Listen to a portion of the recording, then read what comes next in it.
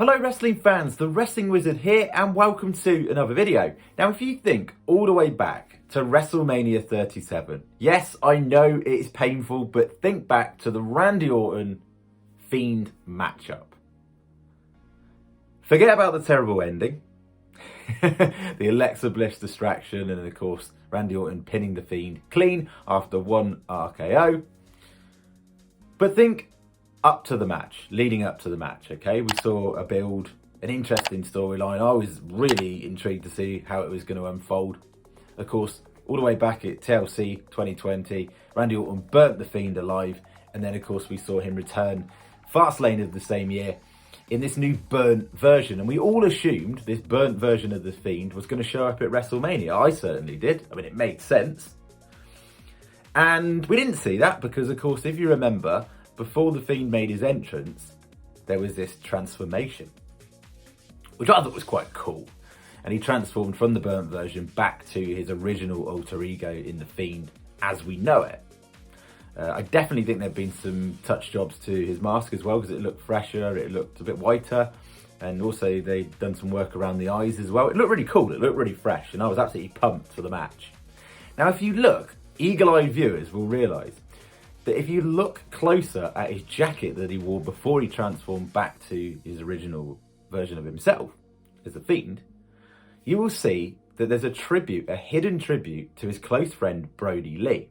Now this only really came alight through Jason Baker mentioning this on his Instagram. If you don't know who Jason Baker is, he's essentially the co-creator of the Fiend alter ego as we knew it, down to the makeup, down to the mask, etc, etc. And he basically mentioned that, yeah, that was true. There was a tribute. And if you look closer, I know the picture's not very good, but if you look in a little bit more detail, you can actually see that attached to the Fiend's jacket is actually the mask version, or the mask that Luke Harper, as he was known obviously in WWE, used when he was part of the Bludgeon Brothers alongside his brother Eric Rowan. Not his actual brother, but it's kind of like his on-screen brother. And also as well, the flannel pattern is Luke Harper's, attached to the Bludgeon Brothers mask. And that is embroidered in the leather jacket. And sadly, we never actually saw it other than this appearance, which only if you zoom in, you can actually see. So you wonder if they had plans for the Fiend to wear that down the line, showcase that. But that aside, it just shows you what an awesome human being Bray Wyatt is. And he's willing to put that level of attention and detail into something that we may have not even seen. And if it weren't for Jason Baker drawing attention to it, we'd have never seen it. And how cool is that? And of course, if you watch that match in detail, you also know during the match he paid tribute to Brodie Lee as well by shouting obviously his trademark, yeah, yeah, yeah. And that was really touching, really heartfelt. And sadly, that was the last time we saw the Fiend ever in a WWE ring. It also brings up the question, where else were, what were the plans down the line for Alexa Bliss and the Fiend? Because of course we saw that demonic Sister Abigail-esque version that caused that distraction on the Fiend. It'd be really interesting to know what their plans were from that moment onwards. I'm pretty sure WWE wouldn't have had a concrete plan, but I'm sure Bray Wyatt would have done. I don't think it would have been the greatest of plans from WWE's side, because as we know, soon after that matchup, Vince McMahon, Bray Wyatt had a bit of a heated debate, I'm gonna say, to put it out there. We don't know for 100% sure, this is just say so. Fell out due to creative decisions, so I'm assuming the direction that they had with Alexa Bliss and the Fiend, and we don't know whether Randy Orton was involved in that, was pretty shoddy on WWE's part.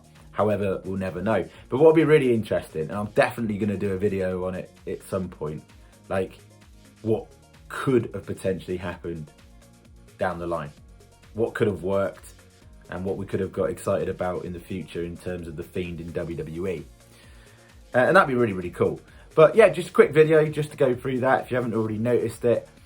But yeah, what an awesome tribute to his close friend. We know how close, of course, those two were. They were literally like brothers in real life. And obviously really sad that it's nearly coming up to a year now, the 26th of December 2020, at the tender age of 41. So sad that Brodie Lee passed. And You know, I know Bray Wyatt was proud of what he was doing in AEW as well, and it really sort of kickstarted his career back again after, you got to remember how over and how awesome the Wyatt family were in WWE, and of course, Brodie Lee was part of that. There's Luke Harper, Eric Rowan, Braun Strowman. Sadly, none of them are with WWE at the moment. You'd never have thought that, hey? Yeah, it's really sad, but I know he would have been proud of, and he was proud of what Brodie Lee was able to accomplish in AEW. He accomplished more in AEW in a short space of time than he did in WWE, and that wasn't down to him, that was down to WWE. Not knowing how to book people properly.